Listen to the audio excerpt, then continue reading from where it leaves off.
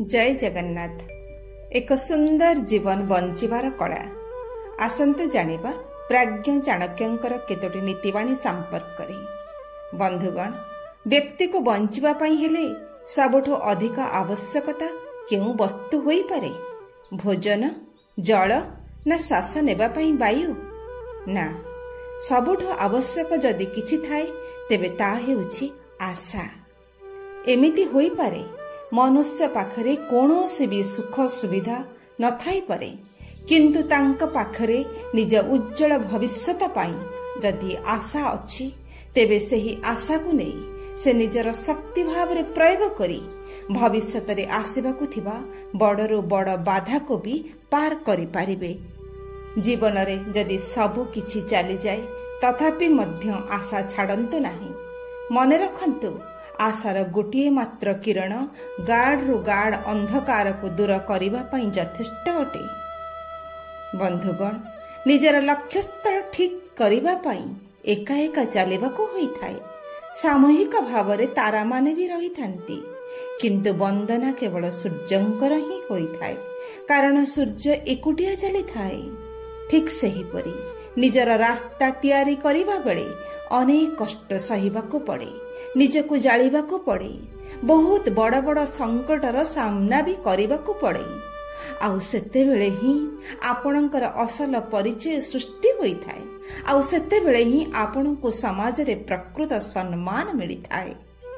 बंधुगण, आपण जेते भी बुद्धिमान होइथांतु ना काहेकि, आपण जेते भी प्रतिभावान होइथांतु ना काहेकि, किंतु जेते बेले पर्यंत आपण निजर मन, भावना और परिश्रम बा प्रचेष्टा गोटे दिगरे पूर्ण भावरे केंद्रीभूत करि नाहंती, से पर्यंत सफलता मिली पारिबो नाही।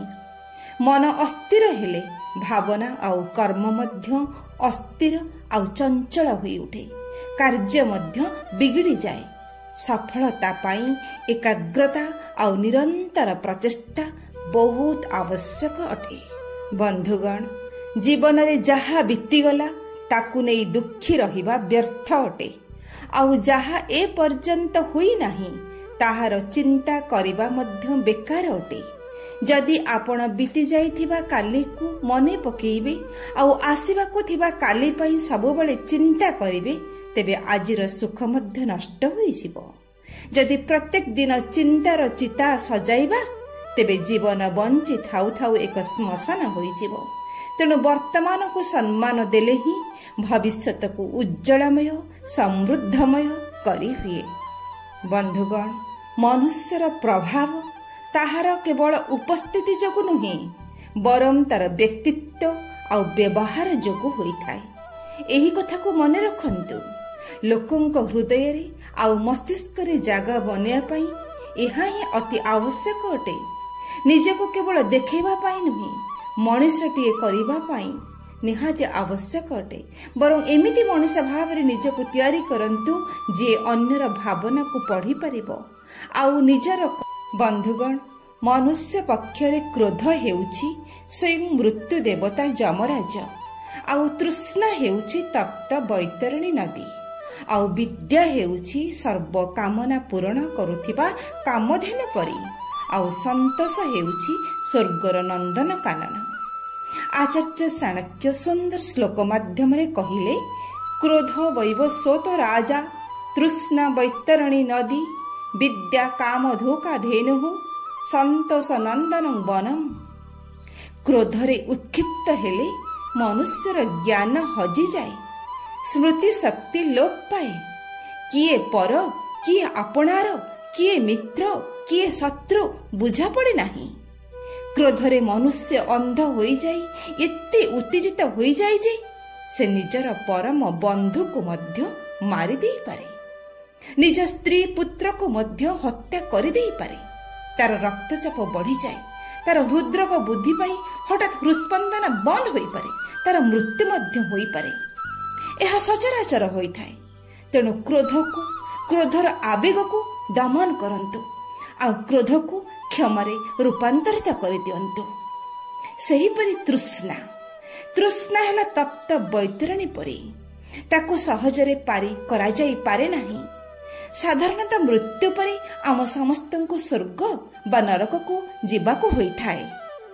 ଯମଦୂତମାନେ କିମ୍ବା ବିଷ୍ଣୁ ଦୂତମାନେ ଆତ୍ମାକୁ ନେଇ ସ୍ୱର୍ଗକୁ ବା ନରକକୁ ଯିବେ, କିନ୍ତୁ ଆକାଶ ପଥରେ ଆମକୁ ଏହି ନଦୀ ପାର ହେବାକୁ ହେବ। ତାର ଜଳ ଭୟଙ୍କର ଗରମ, ଟକମକ ହୋଇ ସବୁବେଳେ ଫୁଟୁଥାଏ। ଯେଉଁମାନେ ମର୍ତ୍ତ୍ୟରେ ଧାର୍ମିକ ଜୀବନ ବଞ୍ଚିଥାନ୍ତି ସେମାନେ ସହଜରେ ସେ ନଦୀକୁ ପାର ହୋଇ ସ୍ୱର୍ଗକୁ ଯାଆନ୍ତି। ମାତ୍ର ପାପୀ ଓ ଅଧର୍ମଚାରୀ ବ୍ୟକ୍ତିମାନେ ସେହି ଫୁଟନ୍ତା ପାଣିରେ ସିଝି କଲବଲ ହୋଇଯାଆନ୍ତି। ଆଚାର୍ଯ୍ୟ ଚାଣକ୍ୟ କହନ୍ତି, ହେ ମଣିଷମାନେ, ତୁମ ଜୀବନରେ ଏହି ତପ୍ତ ବୈତରଣୀ ସଦୃଶ ତୃଷ୍ଣାକୁ ପରିତ୍ୟାଗ କର। ତୃଷ୍ଣାର ଅର୍ଥ କ'ଣ? ତୃଷ୍ଣା ହେଲା ଅନ୍ତର ଭିତରେ ସବୁବେଳେ ଟକମକ ହୋଇ ଫୁଟୁଥିବା ତପ୍ତ କାମନା ଆଉ ବାସନା ଗୁଡ଼ିକ। ଏହି ତୃଷ୍ଣା ବା ତପ୍ତ କାମନା ଯାହା ଭିତରେ ଜାଗ୍ରତ ହୁଏ, ତାକୁ ଯେତେ ଦେଲେ, ସେ ଯେତେ ପାଇଲେ ମଧ୍ୟ ତାର ସେହି କାମନା ପୂରଣ ହେବା ପରିବର୍ତ୍ତେ ଆହୁରି ସେ ଜାଳେଣୀ ରୂପରେ ସାହାଯ୍ୟ କରେ।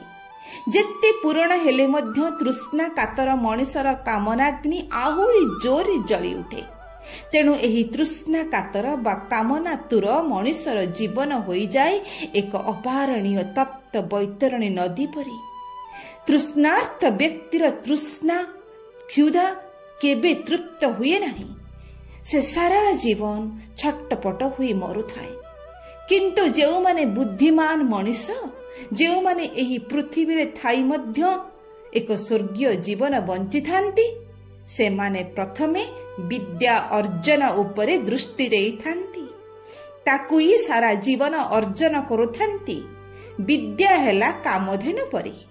କାମଧେନୁର ସେବା କଲେ ଯେପରି ତୁମେ ଯାହା ଇଚ୍ଛା କରିବ ତାହା ପାଇବ, ସେହିପରି ନାନା ପ୍ରକାର ବିଦ୍ୟା ଅର୍ଜନ କର, ତୁମର ସମସ୍ତ ବାଞ୍ଛା ପୂରଣ ହେବ। ବିଦ୍ୟା ଅର୍ଥ ହେଲା ଜ୍ଞାନ ବା ଜାଣିବା। ଏହି ବିଦ୍ୟା ବା ଜ୍ଞାନ ହେଉଛି ଦୁଇ ପ୍ରକାରର, ପରାବିଦ୍ୟା ଓ ଅପରାବିଦ୍ୟା, କିମ୍ବା ପାର୍ଥିବ ଜ୍ଞାନ ଓ ଆଧ୍ୟାତ୍ମିକ ଜ୍ଞାନ। ପାର୍ଥିବ ଜ୍ଞାନ ହେଲା ନିଜେ ଜୀବନ ଧାରଣ କରିବା ପାଇଁ ଓ କୁଟୁମ୍ବ ପ୍ରତିପାଳନ କରିବା ପାଇଁ ଯେଉଁ ସବୁ ଜ୍ଞାନ ଅର୍ଜନ କରାଯାଏ, ଯେମିତିକି କୃଷି ବିଦ୍ୟା, ବାଣିଜ୍ୟ ବିଦ୍ୟା, ବିଜ୍ଞାନ ବିଦ୍ୟା, ଶାସନ ବିଦ୍ୟା ଇତ୍ୟାଦି। ସେହିପରି କଳା ବିଦ୍ୟା, ସାହିତ୍ୟ ବିଦ୍ୟା, ଦର୍ଶନ ବିଦ୍ୟା ଏସବୁ ମଣିଷର ବୁଦ୍ଧି ବଢ଼ାଏ, ତାର ଜ୍ଞାନକୁ ଗଭୀର ଆଉ ପ୍ରସାରିତ କରେ। ତେଣୁ ଏହି ପରାବିଦ୍ୟା ଓ ପାର୍ଥିବ ବିଦ୍ୟା ଆମକୁ ନିଶ୍ଚୟ ଶିକ୍ଷା କରିବାକୁ ହେବ। ତା ନହେଲେ ଆମେମାନେ ବଞ୍ଚିବା ସହଜ ହେବ ନାହିଁ। କିନ୍ତୁ କେବଳ ଖାଇ ପିଇ ଅନ୍ୟ ପ୍ରାଣୀଙ୍କ ପରି ବଞ୍ଚିବାକୁ ମଣିଷ ଏ ପୃଥିବୀକୁ ଆସିନାହିଁ। ଭଗବାନ ମଧ୍ୟ ମଣିଷକୁ ସୃଷ୍ଟି କରିଛନ୍ତି ଏକ ଭିନ୍ନ ଉଦ୍ଦେଶ୍ୟରେ। ସେଥିପାଇଁ ଭଗବାନ ମଣିଷ ଭିତରେ ଦିବ୍ୟ ଜ୍ଞାନ ଅର୍ଜନ ପାଇଁ ଦିବ୍ୟ ବୁଦ୍ଧି ମଧ୍ୟ ଦେଇଛନ୍ତି। ମଣିଷ ବୁଝିବ, ଜାଣିବ ତାର ଏ ଜୀବନର ଉଦ୍ଦେଶ୍ୟ କ'ଣ, ଲକ୍ଷ୍ୟ କ'ଣ, ଏ ସୃଷ୍ଟିର ରହସ୍ୟ କ'ଣ, ଏହାର ସ୍ରଷ୍ଟା କିଏ, ସେହି ସ୍ରଷ୍ଟା ପରମେଶ୍ୱରଙ୍କୁ ସେ କିପରି ଜାଣିବ, ତାଙ୍କୁ କିପରି ଉପଲବ୍ଧି କରିବ, ସେ ନିଜେ ମଧ୍ୟ ତା ଜୀବନକୁ କିପରି ଦିବ୍ୟ ଆଉ ଈଶ୍ୱରମୟ କରିପାରିବ, ଈଶ୍ୱର ତାଠାରୁ କ'ଣ ଚାହୁଁଛନ୍ତି ତାହା ସେ କିପରି ଜାଣିବ। ମଣିଷ ଜାଣିବାକୁ ଚାହିଁବ ଏ ଜୀବନର ପରମ ସତ୍ୟ କ'ଣ, ପରମ ମଙ୍ଗଳକର, ପରମ ସୁନ୍ଦର କ'ଣ, କିପରି ଜୀବନ ବଞ୍ଚିଲେ ସେ ଦୁଃଖ ଓ ପାପ କବଳରୁ ମୁକ୍ତି ପାଇବ, କିପରି ସେ ପରମାନନ୍ଦକୁ ନିଜ ଜୀବନରେ ଅନୁଭବ କରିବ। ଏସବୁ ବିଷୟରେ ଜ୍ଞାନକୁ ପରମାର୍ଥିକ ଜ୍ଞାନ, ଦିବ୍ୟ ଜ୍ଞାନ ବା ଆଧ୍ୟାତ୍ମିକ ଜ୍ଞାନ ବା ଅପରା ବିଦ୍ୟା ବୋଲି କୁହାଯାଏ। ଯେଉଁ ମଣିଷ ଏହି ପାର୍ଥିବ ଜୀବନରେ ଏହି ଦୁଇ ପ୍ରକାରର ଜ୍ଞାନ ଅର୍ଜନ କରିବ ବା ଏହି ଦୁଇ ପ୍ରକାରର ବିଦ୍ୟାରେ ପାରଦର୍ଶିତା ଲାଭ କରିବ, ତେବେ ସେ ଏହି ପୃଥିବୀରେ ବଞ୍ଚିବ ଏକ ସ୍ୱର୍ଗୀୟ ଆନନ୍ଦ ଉପଭୋଗ କରି। ଶେଷ କଥାଟି ହେଲା, ସ୍ୱର୍ଗରେ ନନ୍ଦନକାନନ ଅଛି। ସେଠାରେ ବୁଲିଲେ ସବୁ ଦୁଃଖ ଚାଲିଯାଏ, ମନରେ ଅଫୁରନ୍ତ ଆନନ୍ଦ ହୁଏ। ସେହିପରି ଯେଉଁ ମଣିଷ ତା ଜୀବନରେ ସବୁବେଳେ ଶାନ୍ତ ଥାଏ, ସନ୍ତୁଷ୍ଟ ଥାଏ, କୋଉଥିପାଇଁ ଉଦ୍ବେଗ ପ୍ରକାଶ କରେ ନାହିଁ, ହାଇ ପାଇଁ ହୁଏ ନାହିଁ, ସେ ଏ ପୃଥିବୀରେ ଥାଇ ମଧ୍ୟ ସ୍ୱର୍ଗର ନନ୍ଦନକାନନରେ ବୁଲିବା ପରି ମହାଆନନ୍ଦ ଉପଭୋଗ କରେ। ବନ୍ଧୁଗଣ, ଆମମାନଙ୍କର ସାଧାରଣ ଧାରଣା ହେଉଛି ଯାହା ଘରେ ବହୁତ ଧନ ସମ୍ପତ୍ତି, ସୁନା ରୂପା, କୋଠା ବାଡ଼ି, କାର୍, ଟେଲିଭିଜନ ଇତ୍ୟାଦି ଭରପୁର ହୋଇଅଛି, ଲକ୍ଷ୍ମୀ ଠାକୁରାଣୀ ନିଶ୍ଚୟ ସେଠାରେ ବିଦ୍ୟମାନ ଅଛନ୍ତି। ମାତ୍ର ଏହା ଆମର ଭୁଲ ଧାରଣା।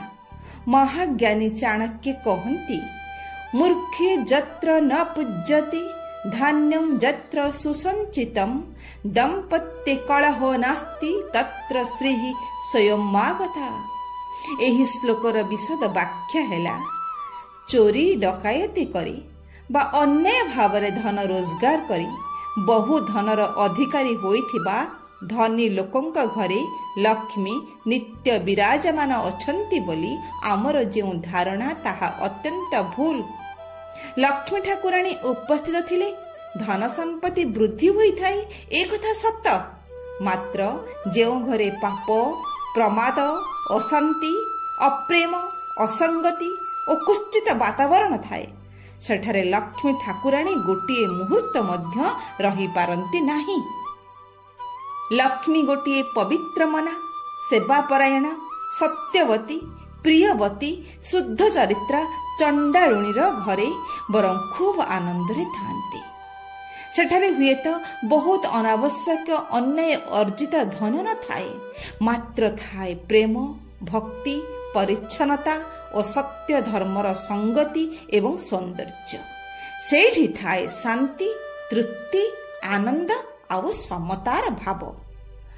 ଆଚାର୍ଯ୍ୟ ଚାଣକ୍ୟ କୁହନ୍ତି, ଯେଉଁ ଘରେ ବା ଗ୍ରାମରେ ବା ରାଜ୍ୟରେ ମୂର୍ଖ ଓ ହୁଣ୍ଡାଗୁଣ୍ଡା ମାନଙ୍କର ପ୍ରାଦୁର୍ଭାବ ଥାଏ ଏବଂ ସେମାନଙ୍କୁ ଭୟ କରି ସେସବୁ ସ୍ଥାନକୁ ସେହିସବୁ ମୂର୍ଖମାନଙ୍କୁ ବା ଅନ୍ୟ ଲୋକମାନେ ସମ୍ମାନ ଦେଖାଉଥାନ୍ତି, ସେଠାରେ ମଧ୍ୟ କେବେ ଲକ୍ଷ୍ମୀ ରହନ୍ତି ନାହିଁ।